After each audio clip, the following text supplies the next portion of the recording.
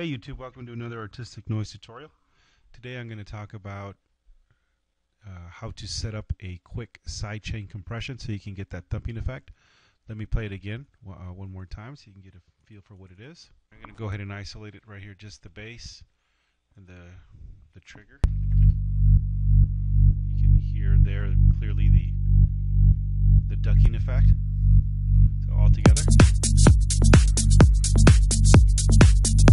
So now, real quick, I'm going to go ahead and play it without that. So I'm going to mute that. Alright. So yeah, the signals are a lot hotter and the nibbles are all off, but you get the point. This trigger track here has a big effect on it. So let's jump right into it and see how this thing gets done. So for the sake of brevity, I went ahead and left in here. This is my kick drums, and this is what that sounds like. Alright, cool. So there we have a normalized sine wave. This is kind of a funky looking sine wave, but for the purposes of this video, it should be fine. I'm going to go ahead and play that for you. Alright, so that obviously doesn't have. The steps are very simple in Cubase. First thing you have to do is go ahead and put a compressor on here. That looks like this. Just for the sake of configuring this thing, I'm going to put it there. And I'm going to go ahead, and this is, I guess, the most important part here is activate sidechain. Once you do that, come on over here to another audio track, which we do add audio. Okay. And in here, I'm going to call this trigger, because this is what's triggering the ducking effect. Okay, and from here, go ahead and import a very, 4 bars of a kick drum. So I keep those over here in a file I've called Essentials. It's way at the top, so I always know where it's at. And kick drums, and I'm going to go ahead and take this right here. This, and there they are. Now, see here. This, okay. Make sure this guy's at 128. Alright, cool. So that lines him up. So now he is, and that's actually really important. You have to make sure that this is exactly lined up and that these transients, because this is what's going to trigger the compression, this transient right here. So you got to make sure those are nice and tall. You can use any kick drum, but you definitely want one to have a nice big tall transient right there. So that's done. So the next thing you want to do is come here and go to the sense. Make sure you turn this on, and this should show up right there, the Subchain Subass 01 compressor. That means that this is now going to be sending this signal that at 128, every quarter note, it's going to tell this thing to duck. So to do that, you got to make sure you get this, turn the volume all the way up. So now this is talking to this. And then you want to come over here and bring out the compressor. So now, okay, so let's just play that real. See what it's let me go ahead. Oh. So the other really important thing right here is that this trigger not be channeled to your main out, but rather here you would select no bus to keep it from actually sending a signal out. What it's doing is telling the signal to duck. Okay, so let's turn this off first.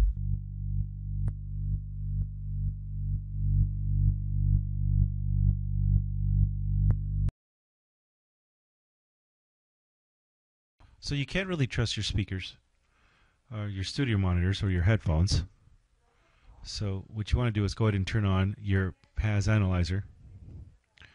Now, I don't normally put any effects on the main out, but I do like to use the Wave Stereo Pan Analyzer. Yeah, discard it there, but it's actually here. You know what I'm getting at. So you pull up the PAS analyzer, and you can see all the frequency response for this particular track we have. So what you want to be able to do is to maximize that signal to make sure we're getting as much energy pumped out to the speakers without saturating. So to do that, we're going to use this tool right here. And we see that this isn't really pumping out as much juice as we want. You could give out more, right? So let's get more juice out of this thing.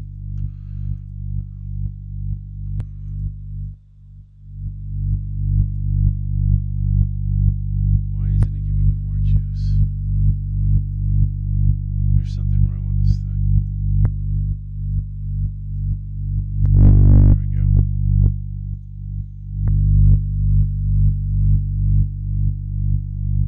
Alright, so there you see now, making some adjustments here. Now you start to see that it's getting there. Here's the problem though. The kick drum is also pushing out some energy in that frequency range. So when you go to combine them, you're going to get a little bit of saturation. See? Sometimes it's popping out of there. You don't want that. So the next thing to do, once you have this thing ducking in a way that's, you know, suited to your taste, and normally what I do is turn this thing off, and I turn this all the way down and just start coming in until it sounds cool.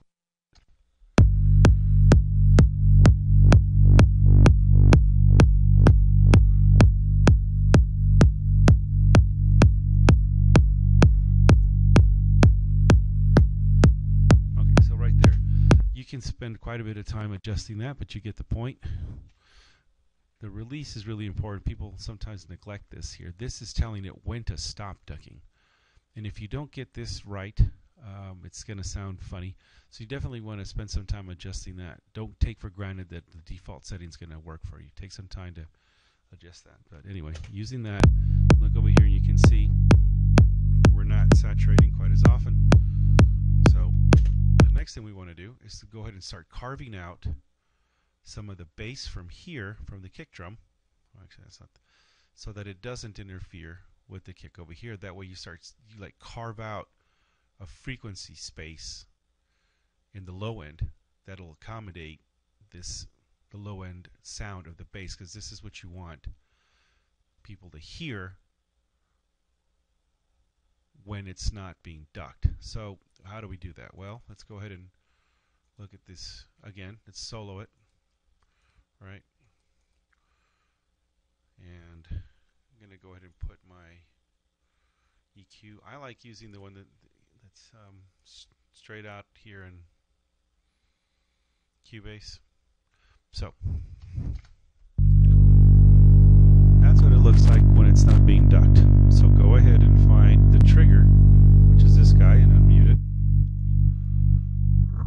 So we see that the frequencies it's most active in is this 62 and right before 125. Okay, so that said, now we go into here our kick drum, and that's coming out from here. Let's go to the EQ, and I'm going to take out everything before 50, and I'm going to go ahead and try to give it as much 63. Actually, I'm going to take some of the 63 out, because I don't want it interfering with the 63 hertz frequency that's coming out of the bass. All right, I'm going to go ahead and pop it up a little bit at 100.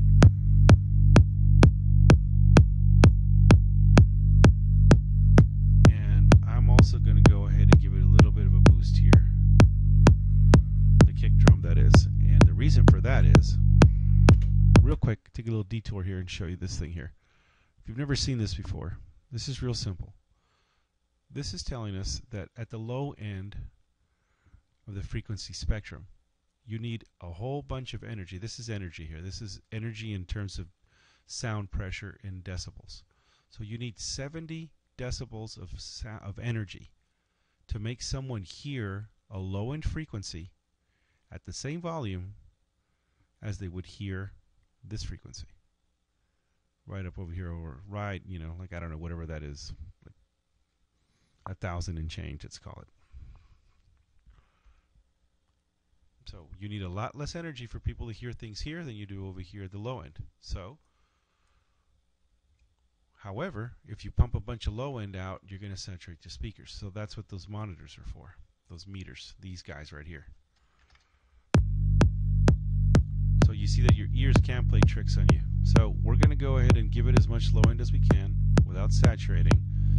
And right here, where people are most sensitive, we're going to give that kick drum a push. So that would be around right here.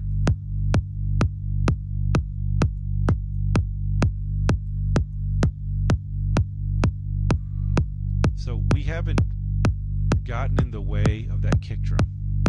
I mean, of the space frequency. But just for fun, I'm going to go in here and I'm going to carve out some of that 1,000 in the low end spectrum. So right around here.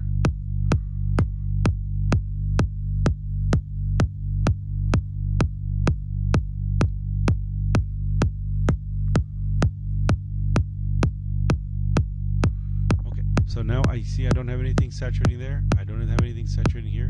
There's still a bunch of low end energy. There's some headroom over there. So I'm going to go ahead and go to the main source of low end energy in my sub bass. And I'm going to find that frequency and I'm going to boost it. So let's see how much we can give it without saturating. Now keep your eye on that meter.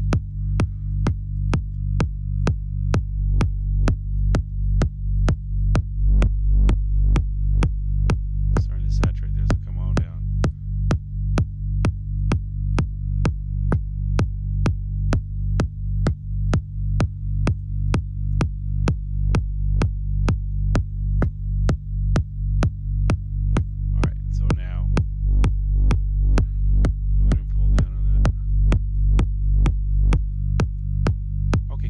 There's about as high as I'm going to get without saturating right there. And I'm still kind of saturating. So that's that. Now if you turn it off, isn't it the difference? See, this line comes all the way down. Now pop it up. You see that? Now it's got a lot more energy. And that's what you want. This is going to send a lot of low end energy to the speakers. At the same time, you've told your kick drum to send any low end frequency to the speakers. You see that? So they're not competing, they're not sending all that energy, they're saturating at the low end. So that's how you carve out, that's how you do a little bit of sidechain on this, but at the same time carve out the frequencies. And what does that sound like with a little hi-hat?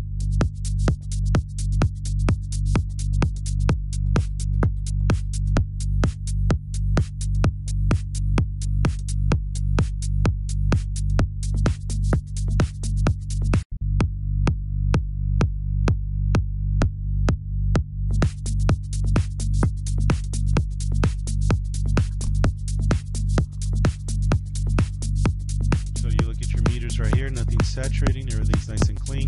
Well, like I said, you can spend all day watching this stuff. The only thing I encourage you to do is to go ahead and make sure you grab your PAS frequency analyzer so you know what's going on. You start to see stuff,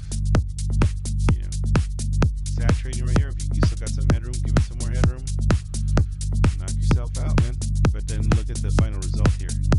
That's not red at all. And you're pumping a lot of low end energy out there. So as usual, you have any questions, send them on over.